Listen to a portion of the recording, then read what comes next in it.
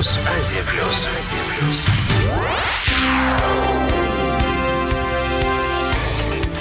салом сомиёни азиз, шуморо бо хабарҳои ин соат дар нашри мустақим ман Лайли Назарзода шинос мекунам. Шумо метавонед моро ҳамзамон тариқи видеоӣ дар платформаҳои хабарии агентии низ дида бошед.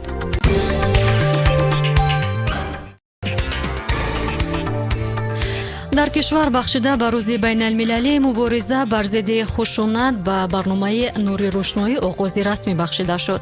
ҳадафи ин ташаббус хотима додан ба ҳамагуна шаклҳои хушунат нисбат ба занон ва духтарон, бархурдор гардидани занону духтарон аз ҳуқуқҳои худ ва зиндагии бехушунат таъкид мегардад.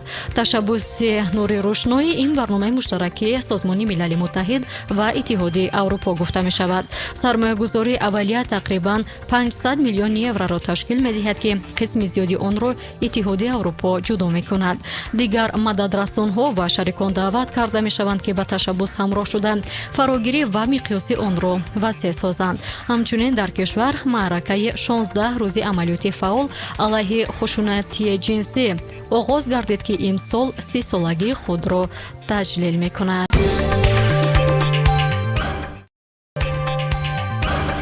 ҳайати доираҳои тиҷоратии ҷумҳурии Корея ба вилояти Хатлон сафар кард, хабар медиҳад Хобар. меҳмонон бо фаъолияти минтақаи озодии иқтисодии Кулоб ва парки насоҷии шаҳр шинос гардиданд.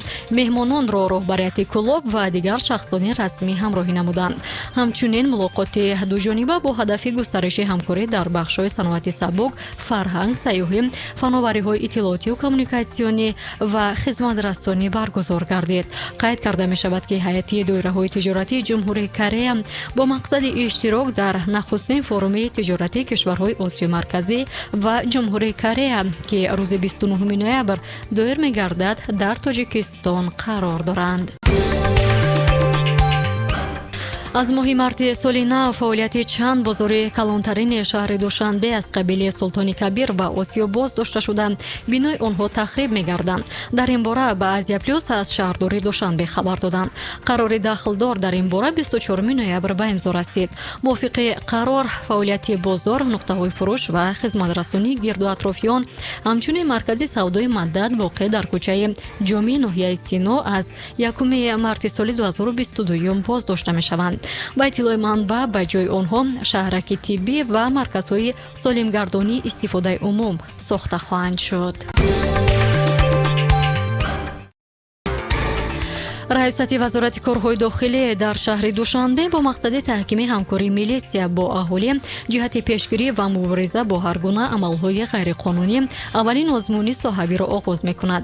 барои иштирок дар озмуни мазкур хоҳишмандон метавонанд ҳамагуна амалҳои ғайриқонунӣ, ҳуқуқвайронкуниҳо ва ҳодисаҳои ҷиноӣ аз қабили муноқиша, бетартибӣ, таҳқири лафзӣ ва пас задани шаъну шараф, нақси қоидаҳои роҳ ва тартиботи ҳуқуқӣ, аксбардорӣ ё сабти видеоро тавассути мессенҷерҳои WhatsApp, Viber, Imo ва Telegram бо матни барои озмун ба рақами 55 112 0202 ё суроғаи электронии раисати корҳои дохилӣ дар шаҳри Душанбе ирсол карда бошанд. махфияти иштирокчиёни озмун кафолат дода шуда ба ғолибони 3 ҷойи ифтихорӣ мукофотпулӣ дода хоҳад шуд.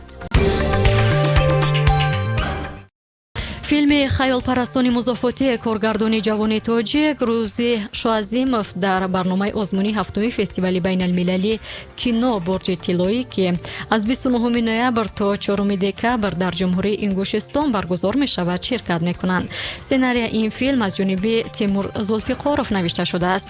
хаёлпарастони музофотӣ аз рӯи жанри мураккаби ҳаҷвӣ дар 2 қисмат рӯи навор оварда шуда, он бозгӯи арзишҳои оилавӣ ва муносибат дар хонавода мебошад.